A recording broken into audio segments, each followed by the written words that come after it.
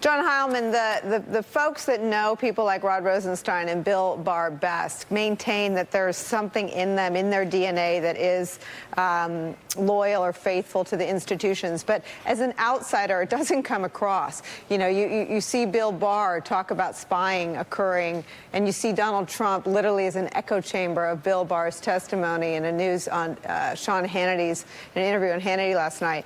You hear Rod Rosenstein quote someone who, under no objective analysis, stands for anything close to the law. It was 8 days ago that the report came out where Robert Mueller wrote, "If I could clear him of crimes, I would." That came out 8 days ago. Rod Rosenstein last night, I read it very differently. He could have quoted anyone from the beginning of time, from Roman times. He could have quoted anyone on the rule of law, quoting Trump. This stunning reporting from the Washington Post of Rod Rosenstein.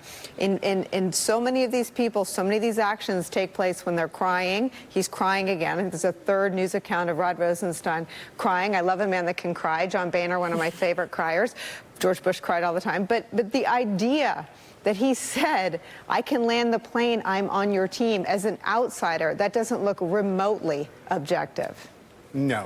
One of the things in this whole story of Donald Trump and the Mueller investigation, Rod Rosenstein's been one of the most interesting characters and one of the most difficult to get a beat on, because he's been a hero of the left, a hero of the right. He's behaved in inconsistent ways.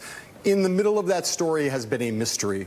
The mystery has been, how did he survive that New York Times story? The story that said he talked about wearing a wire and he talked about rustling up votes to invoke the 25th Amendment. How did he survive? This reporting in the Washington Post, if it is to be believed, and it seems highly credible, is we now have an answer. He survived by kissing Donald Trump's ass. And you read this reporting.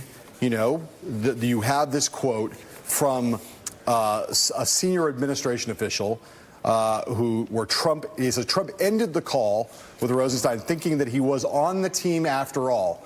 So Trump, who doesn't have a great grasp of subtlety and nuance, something was said to Trump that made him think that Rod Rosenstein was on the team after all. So one maybe can conclude from that and the other reporting in the story that Rosenstein went pretty far to doing that. That is a ridiculous thing to do. It's an unethical thing to do. It's an immoral thing to do. I don't care whether he was trying to allegedly protect the Mueller investigation.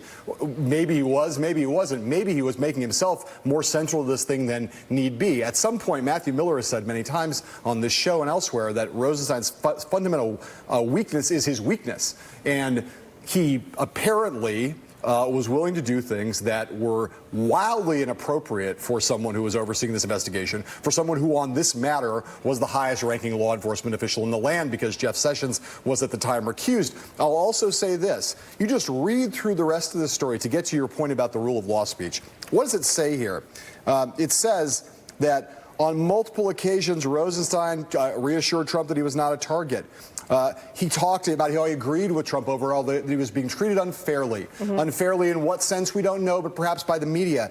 Later, we now have him standing behind Barr, defending Barr on the ways in which Barr wildly mangled Mueller's, what was in the actual Mueller report, the ways in which Barr acted as a political character. Rosenstein signed on to that. He stood behind him in that press conference. And now you have him not only citing Trump as a paragon of the rule of law, but he's criticizing the Obama administration for not publicizing the full story about Russian hacking and social media influence operations, and launching blistering attacks on the media. He sounds like now, in a weird way, like Bill Barr. All of a sudden, Rod Rosenstein starting to sound like a full-blown Trumpkin, like a Trump acolyte, especially in this moment right now in the wake of all this criticism. I think, we are going to, many of the mysteries about Rod Rosenstein are now becoming less mysterious, and they are not painting a pretty picture.